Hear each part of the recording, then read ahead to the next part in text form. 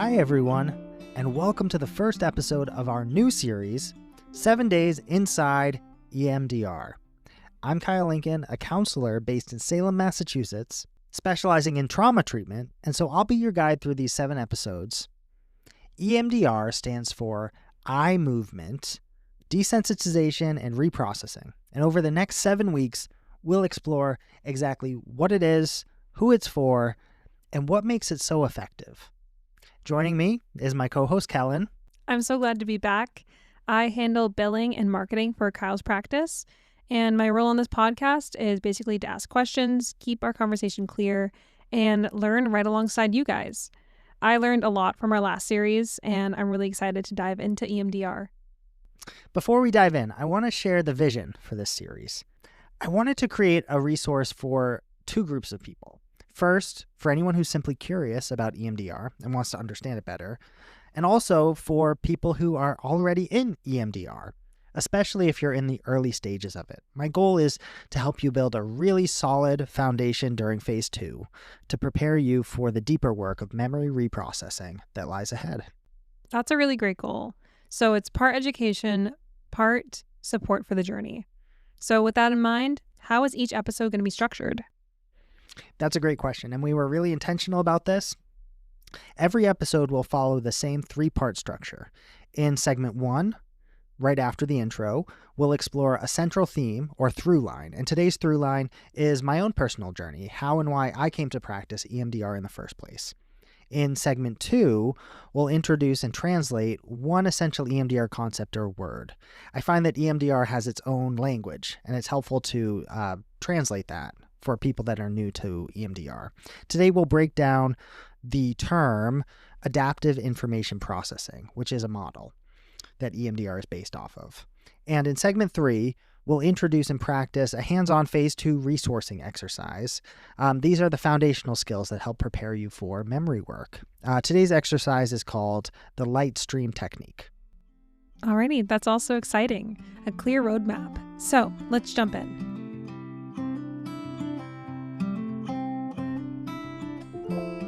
So people often ask me how I got into EMDR, and honestly, the journey was a winding one. It really started back when I was a student, and I became really interested in attachment theory, and especially what can go wrong when a person doesn't have a secure childhood attachment to a caregiver. And I started to think about attachment disruptions or deficits as a kind of trauma. So I guess you can say I've always been interested in trauma and how to treat trauma. And so fast forward to after grad school, I started my clinical career doing psych evaluations in the ER. I was meeting people at their absolute lowest point. But what I'll underline is how I saw that the system was actually failing them, especially people who came in with deep trauma histories. I mean, what could we do? We'd sedate them, we'd maybe stabilize them, and we'd send them right back out. I mean, we weren't helping them heal, especially from the trauma piece of it all. I mean, just consider patients whose trauma stems from like the first time they were hospitalized. I mean, maybe they were given 4-point restraints. Maybe it happened against their will. Maybe what they saw was just like the Hollywood renditions of hospitalization that are frankly terrifying to watch. And I really had a moral crisis every time I had to hospitalize someone with a story like that, because it was asking them to step back into their worst traumas. And I just kept thinking, there has to be a better way than this. Yeah, wow, that must have been so disheartening, seeing people who were actually getting worse by the help you were giving them. No, that's exactly right. And it's interesting you say that, because there's often a parallel process. The people I came to treat felt helpless in their trauma. And as a clinician, I was starting to feel helpless right alongside them. So what was the turning point for you? Yeah, a big shift was reading the book, The Body Keeps the Score, which is a book about trauma. And it was like a light bulb went off for me, and it was confirming what I was seeing every day. You know, just talking about trauma doesn't always work. Sometimes it makes things worse. And so I knew I didn't want to be a therapist who shied away from trauma. I wanted to learn how to walk into it with my clients, but safely. So then a professor of mine told me about EMDR, and we were talking about it, and she mentioned an incredible intensive program in the Netherlands treating severe PTSD. And here's what made it distinct is that they were claiming to do it in just 4 days. And to my brain, that sounded impossible. 4 days? Yeah. I mean, I can see why you'd be a little skeptical. Yeah, I was. So actually, I bought a plane ticket. Me and a group of a few other people, we flew to the Netherlands and sat in on 4 live EMDR sessions. I don't speak Dutch, and so I literally had my phone on my lap with Google Translate running. And what I saw, it changed everything. I watched people reprocess their most painful memories and come out on the other side, I mean, not re-traumatized, but released. I think the myth that circulates is that people with PTSD are like old Vietnam fields with active minds in them. And, it's better just to avoid them, avoid triggering subjects and let things be. I mean, who wants to open a wound if you're not even sure how to heal it? I'm convinced that until counselors get special training in trauma, treating it is the scariest kind of thing to treat. So I knew right then that I couldn't go back to doing therapy the old way. I flew home, signed up for an EMDR training the very next weekend, and that was the start of everything. That's honestly such an incredible story. And this is about how you ended up finding EMDR. But that makes me wonder, where did EMDR actually come from in the first place? Yeah, that's a great question. So the origin story is pretty famous in the therapy world. It was discovered in 1987 by a Jewish American psychologist, Francine Shapiro. And it was incidental, right? She was walking through the park. She was feeling slightly uneasy or distressed about something. And she just noticed that her eyes were going back and forth between the trees on either side of the walkway. And she noticed that the intensity of her distressing thoughts started to decrease. Really? Just from walking and looking around? Yeah, exactly. So she's a psychologist, right? She has a practice. She got curious. And so she started experimenting with it, first on herself and then with her clients. And then that developed into a formal process. The accidental discovery in the park became the basis for the structured therapy that we use today. So from a walk in the park to this intensive program in the Netherlands, that's quite an evolution. Okay, so that really helps frame it. Now maybe map it out for us. What really is EMDR officially? What does this form of therapy even look like, and why is it so effective? That's the million-dollar question. So EMDR stands for eye movement, desensitization, and reprocessing. The core idea is that when a traumatic event happens, the memory gets stored in the brain incorrectly, like a corrupted computer file. When the memory gets triggered, your brain and your body react as if the event is happening all over again. Okay, so the memory isn't filed away in the past folder, basically. It's like still sitting out on the desktop, active and ready to open. Right, exactly. So in a session, I'm not going to ask a client to talk about the trauma in detail for an hour. Instead, I'll ask them to hold a piece of the memory in their mind. And while they do it, I'll guide them through what we call bilateral stimulation, usually by having them follow my fingers with their eyes back and forth, or maybe by tapping their knees back and forth, or we have vibrotactile buzzers that they might have in their hand. So while they're holding this difficult memory in their mind, their eyes are moving or they're tapping or they're feeling these buzzers. What does that do? It sounds a little strange, I have to admit. It sounds and looks a little strange, but what we believe is happening is that the bilateral stimulation helps the brain's own information processing system get back online. It unlocks the stuck memory. It allows the two sides of the brain to communicate and finally process the memory. The client is actually just observing the process as their brain makes the new connections. All right, so you're helping the brain basically do its own filing, the reprocessing part of the name. Yes, yeah. The brain starts to understand on a deep level, right? This is over, I survived. And that leads to the desensitization part. The memory loses its emotional charge, right? You don't forget what happened, but it no longer feels like an open wound. It becomes just a story from your past, not something that hijacks your present. That's honestly a really helpful way to understand trauma. Thank you for walking us through that. It feels like this is a really good solid foundation for the rest of the series to come. Absolutely. And it all comes back to a core belief. People are far more resilient than we think. The capacity to heal is wired right into us. We just need to reboot the system sometimes.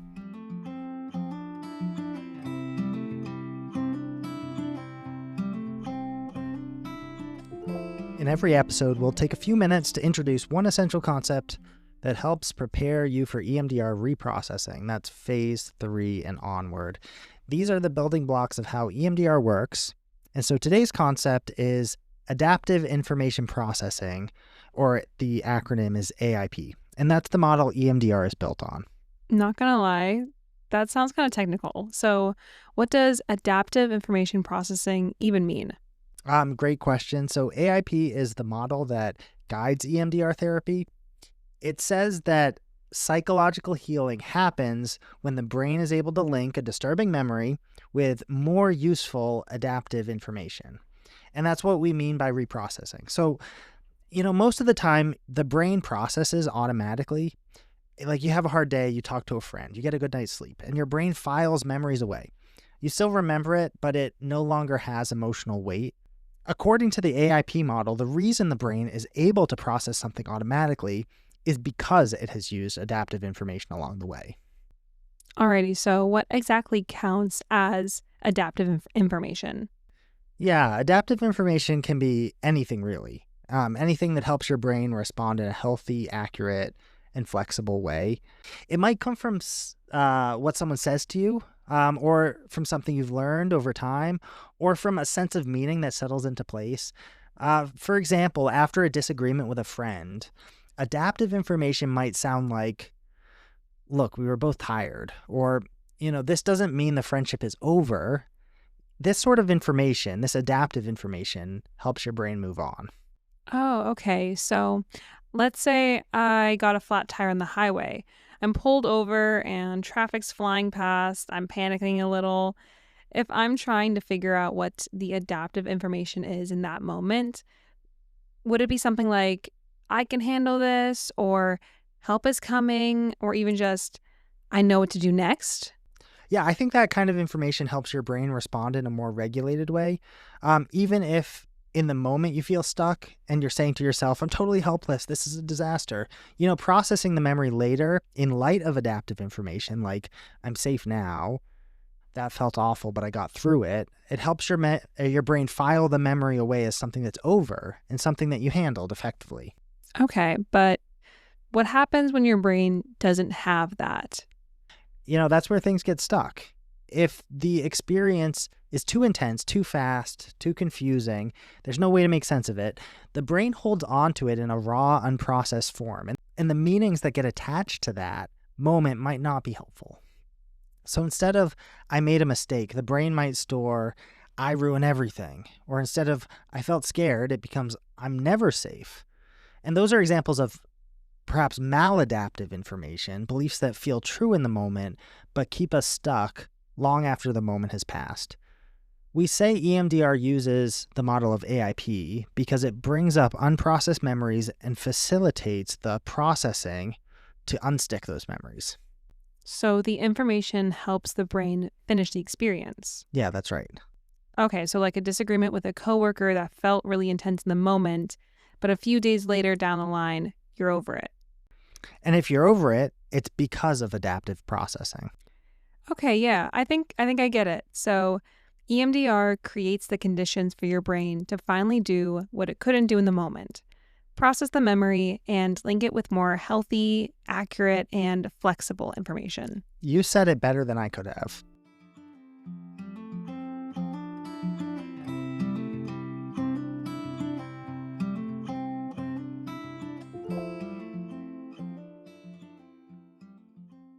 All right, so we've talked through the structure of EMDR. It has 8 phases, and preparation comes early. And today, we're staying in that phase 2 space with another skill, right? That's right. So every episode, we're going to introduce some skill or technique that we introduced during phase 2. This one's called the light stream technique. Like the last 2 exercises we tried, this is designed to help your body shift into a calmer state, but it works a little differently. Instead of focusing on your breath or building a cue word, This one uses guided imagery to help you soften physical tension and emotional overwhelm. Okay, so this isn't just about relaxing, it's about helping the body let go of something. That's right. Sometimes distress shows up in the body as tightness, heaviness, or a stuck sensation. The light stream helps you to notice and imagine movement, a shift. It gives the nervous system a chance to repattern what it's holding onto. So, if you're listening somewhere safe, where you're not driving, go ahead and get comfortable. You can close your eyes if you want, or just lower your gaze. Take a breath in and out. Now bring your attention to your body. See if there's a spot that feels heavy or tight or unsettled. You don't need to analyze it, just notice. Good. Now imagine that sensation as a shape. What shape would it be? What color? What size? What temperature? What texture? There's no right answer. Just go with what your mind gives you. In my head, the image is kind of like a spiky red star almost. And I don't know, I feel like it's giving off a heat. It's heavy. Yeah, that's perfect. Now picture a gentle light coming from above you. Choose a color that feels healing or peaceful. What might that be for you? Maybe like a soft blue. Okay, yeah. I hear that a lot. I hear some cool greens or like gold. Let that light move slowly through the top of your head and down towards that shape in your body. And just imagine it making contact with that red spiky star, or listeners, whatever shape you're seeing, and just watch what happens. Does the shape change? Does it melt or shift or get lighter or smaller? Take another slow breath in and out. Let the light keep flowing. You don't need to control it. Just notice what changes. And as you watch that shape shift or dissolve, remind yourself you're allowed to feel better. You're allowed to rest. You don't have to carry everything all by yourself.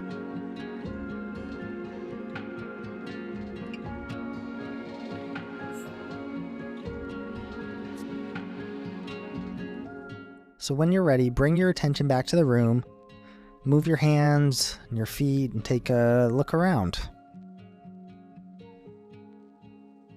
Yeah, this one definitely felt different. This was more imagining a shift than creating one physically, if that makes any sense. Yeah, I think it makes perfect sense. With breathing and that safe, calm state exercise, you're often starting from the outside in, changing your breath or your posture to affect your state of mind. And the light stream technique works the other way around. It helps your body respond to something imagined inside you, which can still create real physiological change. Yeah, similar to the other techniques, skills that we've been learning, I can really see myself using this, especially when I feel something building up physically, like tension or dread. And I want a way to soften it without thinking I need to resort to distracting myself, like taking out my phone. That's a great application for this technique. I could see it definitely creating a gentle sense of like release, like almost an exhale for the parts of your body that are holding on tight. And just like with the other skills, the more you practice this when you're not in distress, the easier it becomes to use when you really need it.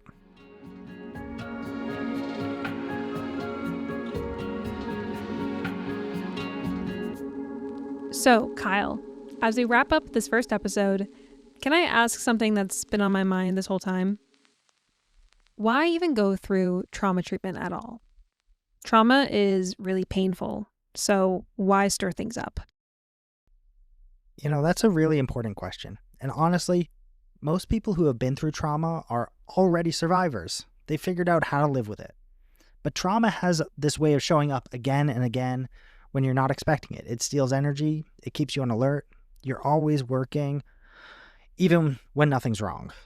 Yeah, I actually haven't thought of it like that before. So are you saying part of the reason that trauma is so painful is in part due to how exhausting it can be? Sometimes that's why people seek out treatment. People come to EMDR treatment not because they can't function, but because they're tired of functioning through it all the time. And it's not fair that they have to carry it, especially when they didn't ask for it in the first place. And EMDR is a way for people to let go of that weight, right? Yeah, EMDR offers a kind of shortcut, not in the sense of skipping the work, but in doing the right kind of work. Instead of coping forever, it helps your brain file the memory differently. That memory might still be there, but it won't grab the wheel every time you hit a bump. So it's kind of like getting your time back. That's how I think about it. EMDR is like starting a training program. It's structured, it takes commitment, but if you have space in your life to try it, the effort you put in now can pay off for years to come. And maybe now is a good time to speak to something that might have been a little unclear earlier in the episode. I spoke to a treatment that lasts 4 days, and that treatment absolutely exists at Sidetrack in the Netherlands. That's most of the time not what EMDR looks like. EMDR sometimes looks like therapy once or twice a week, 60 or 90-minute sessions, and people are usually in treatment for sometimes around 6 months, but it's hard to estimate. It really depends on how much trauma and really how long it takes to unpack it all. Everyone has their own timeline. Yeah, thanks for that clarification. I think that's really important to talk about and for our listeners to understand. And this kind of leads to another question that I have of what if someone's not sure about EMDR? Well, then this series is for them. So over the next 6 weeks, we'll explore how EMDR works, who it's for, and what a session feels like, and how to know if you're ready. I mean, you don't have to commit. Just keep listening. Yeah, I'm super excited to continue down this road and learn more about EMDR. And that's going to be it for today's episode. Thank you guys so much for joining us on 7 Days Inside EMDR. We'll see you next time. Bye.